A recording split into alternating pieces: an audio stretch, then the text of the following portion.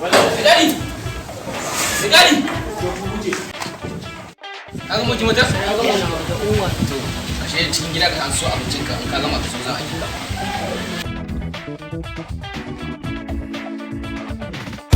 yi.